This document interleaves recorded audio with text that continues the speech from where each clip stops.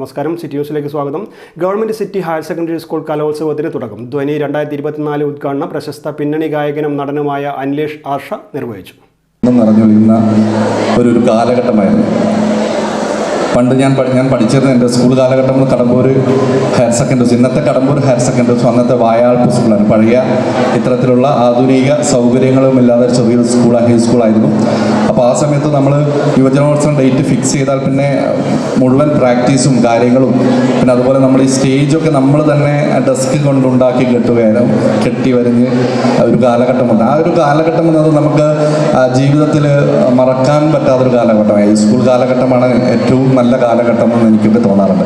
പിന്നീടുള്ള higher സ്റ്റഡീസിന് degree ആയിക്കോട്ടെ, അല്ലെ പിന്നീടുള്ള പ്രീ ഡിഗ്രി ആയിക്കോട്ടെ, നമ്മുടെ കാലഘട്ടം നമുക്കൊരു മനസ്സിന് നമ്മുടെ ലക്ഷ്യത്തിലേക്ക് എടുക്കാനുള്ള ഒരു ബോധമുള്ളത് കൊണ്ട് ഇവിടെ ഈ ഒരു കാലഘട്ടം എന്ന് തീർച്ചയായിട്ടും നമ്മുടെ നല്ല ഓർമ്മകൾ മാത്രം നമുക്ക് സമ്മാനിക്കുന്ന ഒരു കാലഘട്ടമാണ് ഈ ഒരു സ്കൂൾ കാലഘട്ടം.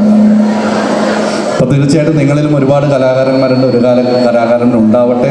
നമ്മുടെ സിറ്റി ഹയർ സെക്കൻഡറി സ്കൂളിൽ ഒരുപാട് കലാപാരമ്പര്യവും കലാപാരമ്പര്യമുണ്ട്. ഒരുപാട് നമ്മുടെ മഹത് വ്യക്തിത്വങ്ങൾ ഈ ഒരു സ്കൂളിൽ പഠിച്ചിട്ട് കടന്നുപോയവരാണ്. ഒരുപാട് കഴിഞ്ഞ 100 വർഷത്തെ പരിപാടിയിൽ ഒട്ടുമിക്ക പ്രതിഭകളും ഇവിടെ എത്തിയിട്ടുണ്ടായിരുന്നു. ആ സമയത്തും എനിക്ക് പങ്കെടുക്കാൻ സാധിച്ചിട്ടുണ്ടായിരുന്നു. അതുപോലെ നല്ല ഒരു കലാകാരനായി നല്ല കലാകാരന്മാർ നിലനിൽക്കുന്ന ഒരു നല്ലൊരു യുവജനോത്സവ വേദിയാവട്ടെ എന്ന് ആത്മാർത്ഥമായിട്ടും ആഗ്രഹിക്കുന്നു, പ്രാർത്ഥിക്കുന്നു. ചടങ്ങിൽ കണ്ണൂർ കോർപ്പറേഷൻ മുൻ deputy mayor K Shabeena teacher അധ്യക്ഷത വഹിച്ചു. PTA vice president Nizamuddin K, headmaster PV Sathar, mother PTA president Sabreena M, Anees VK, Basheer KP എന്നിവർ ആശംസ നേർന്നു. പ്രിൻസിപ്പാൾ K ഇസ്മായിൽ സ്വാഗതവും പ്രോഗ്രാം കൺവീനർ ശുഭ MP നന്ദിയും പറഞ്ഞു.